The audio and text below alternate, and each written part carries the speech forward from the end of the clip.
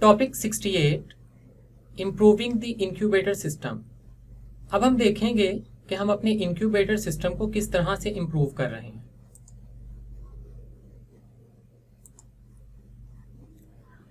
Improving the incubator system. In order to introduce these new concepts to you, we made our system very simple indeed. The software simply recorded information about the temperature of an incubator. Let us now make the software more realistic. In our enhanced system, the software will not record the current temperature of the system, but will also control the hardware. The system will be able to respond to a request from the user to change the temperature and subsequently to signal the hardware to increase or decrease the temperature accordingly. The hardware itself will still operate in such a way as to either increment or decrement the temperature of the incubator and to signal the software each time that a change of 1 degree has been affected.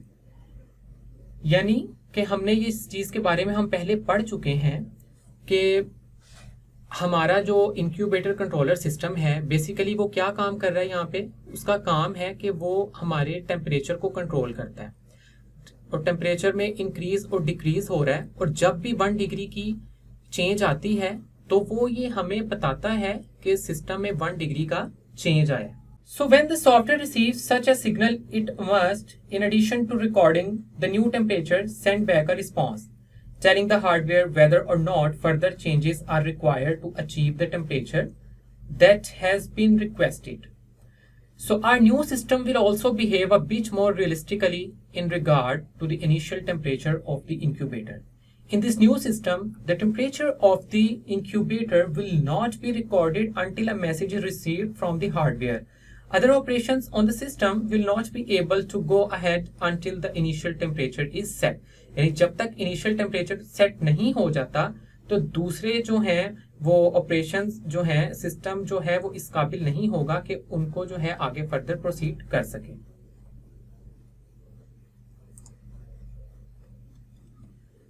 So you will probably already have worked out that it will be necessary for the software to record both the actual temperature of the system and the requested temperature. We will also need some additional operations. As in this figure, the UML diagram for our new software, you will notice that 3 of operations, request change, increment and decrement, have signal type. तो यहाँ पे जो हम बात करें अपने request change increment और decrement की, have an output of the type signal. इनकी जो आउटपुट आ रही है वो बेसिकली सिग्नल टाइप की है, और सिग्नल हमने एक जो है वो यूजर डिफाइंड टाइप है जिसको हम पहले डिफाइन कर चुके हैं, और किस तरह से डिफाइन की वो भी आपको बताया। तो यहाँ पे जो हमारे पास ये 3 ऑपरेशन हैं, रिक्वेस्ट चेंज, इंक्रीमेंट और डिक्रीमेंट, ये हमारे जो है आउटपुट दे रहे हैं सिग्नल टाइप की, output of type signal. This is not a standard UML type such as integer. The internal details of this signal class are relevant to the specification of the incubator monitor class, so it needs to be analyzed further before proceeding to the formal specification.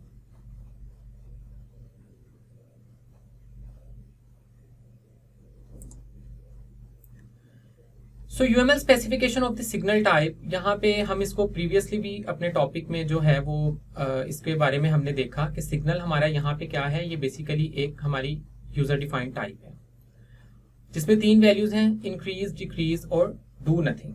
ठीक है, तो इसको हमने इसके बारे में देखा कि इसको किस तरह से जो है वो VDMSL में जो है वो रिप्रेजेंट किया गया है, और अब यहाँ पे इसको जो है हम इसकी एक UML स्पेसिफिकेशन देख रहे हैं जो कि हम ऑलरेडी देख चुके हैं, लेकिन यहाँ पे आपको इस चीज़ के बारे में ये बताना मकसद ये है कि the signal that must be sent to the hardware could one of 3 possible values, either instructing the hardware to increase the temperature, decrease the temperature, true, और डू नथिंग।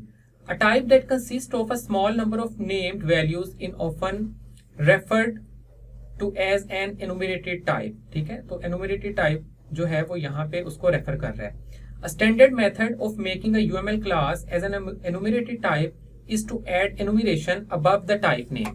यानी हमने यहाँ पे जो है एक स्टैंडर्ड जो इसका मेथड है वो क्या है कि जो आपने टाइप डिफाइन की है उसके ऊपर आप एनुमरेशन को भी यहाँ पे जो है वो एड अप करें। जब हम इसको एड अप करेंगे तो ये किस तरह से हमें दिख रही है कि एनुमरेशन जो है वो सिग्नल टाइप के ऊपर जो है वो एड अप किया उसको, उसके बाद हमारी यूजर डिफाइंड टाइप है जो कि हमारी सिग्नल है, और हमने ये भी देखा कि जो यूजर डिफाइंड टाइप हम जो है वो डिफाइन करेंगे उसका जो फर्स्ट लेटर है वो अपर केस होगा।